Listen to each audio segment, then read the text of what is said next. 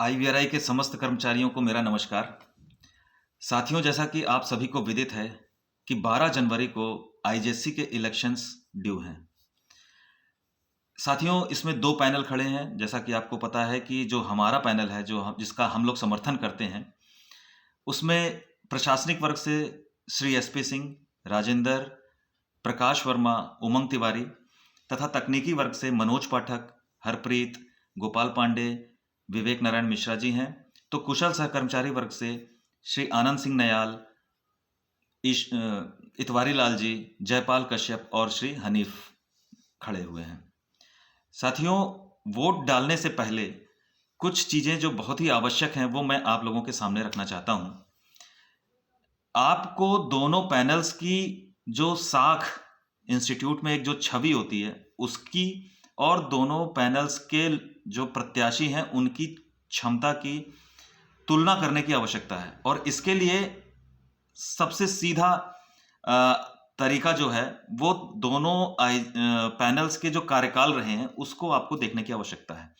2019 से लेकर के अभी तक का जो इस आईजेसी का कार्यकाल रहा है उसमें आपने देखा है कि 2018 में एक पूरे देश में एक आंदोलन की शुरुआत होने वाली थी, जिसमें हमारी 7 सूत्री मांगों को लेकर के एक दबाव बनाया जा रहा था निदेशक महोदय के ऊपर और जो कॉम्पिटेंट अथॉरिटी होती हैं इंस्टीट्यूट्स की उसके ऊपर, जिसमें हमारी कैडर यूनिफिकेशन, पे पैरिटी और टेक्निकल तथा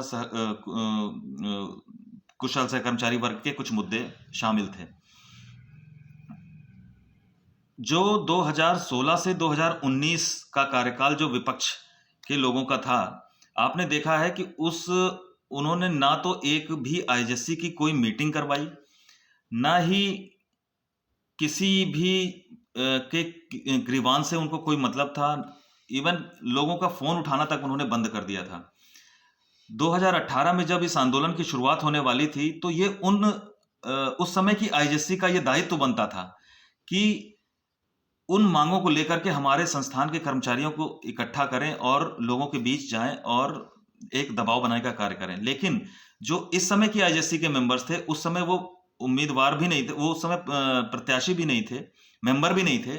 उन्होंने उस दायित्व को निभाया और उसी का प्रतिफल था कि 2019 के चुनाव में एक विशाल बहुमत, अगर कहें कि जो संस्थान के आप सभी लोगों का आशीर्वाद मिला और 12 के 12 हमारे प्रत्याशी उस इलेक्शन में जीते और उन्होंने अपने वादे को भी पूरा किया। 2019 में आते ही एक बहुत बड़ा आंदोलन, जिसमें प्रशासनिक भवन के सामने एक टेंट लगा करके जो एक स्ट्राइक हो सकती थी, जितनी अच्छी तरीके से उसको हम लोग आगे ले जा सकते थे उसको किया। स्पोर्ट्स होने वाले थे, जोनल स्पोर्ट्स, उनको रोक दिया। और किसी भी कर्मचारी की जो पर्सनल या सेवा से संबंधित कोई भी ग्रीवांस थी उसको हम लोगों ने जितनी अच्छे से अच्छी तरीके से निदेशक महोदय के सामने, कॉम्पिटेंट अथॉरिटी के सामने रख सकते थे उतने अच्छे तरीके से रखा। केवल यही नहीं, सेंट्रल जॉइंट स्टाफ काउंसिल की मीटिंग्स में हमारे मेंबर्स ने पार्टिसिपेट किया और संस्थान से जुड़े हुए और सेवा से संबंधित जितने भी मुद्दे हैं उनको डायरेक्टर जनरल ऑफ आईसीआर और सेक्रेटरी तथा वहां की जो भी काउंसिल की अथॉरिटीज हैं उनके सामने भी बहुत ही मजबूती के साथ उठाया। तो साथियों, जो विपक्ष में जो हमारे साथी खड़े हैं वो भी हमारे भाई हैं, हमारे मित्र हैं। लेकिन मेरा आपसे यह अनुरोध है कि आप लोगों के भी व्यक्तिगत संबंध हो सकते हैं उनके साथ, लेकिन जब हम आईजेसी मेंबर का चुनाव करते हैं तो व्यक्तिगत संबंधों और पारिवारिक संबंधों जैसे इन सब चीजों से ऊपर उठ करके हमको सोचने की आवश्यकता होती है। हमें ऐसा प्रत्याशी चुनने की आवश्यकता होती है जो ना केवल क्षमतावान हो बल्कि हमारे और कर्मचारियों से जुड़े हुए जो ग्रीवांसेस हैं, जो मुद्दे हैं सेवा से संबंधित, उनको कितनी अच्छी तरीके से मजबूती के साथ कॉम्पिटेंट अथॉरिटी और डायरेक्टर के सामने उठाने की जिसमें क्षमता हो, वो प्रत्याशी आपको चुनना है। और जो प्रेजेंट आईजेसी है इसकी साख पहले से ही काफी अच्छी रही है, जैसा कि आप जानते हैं।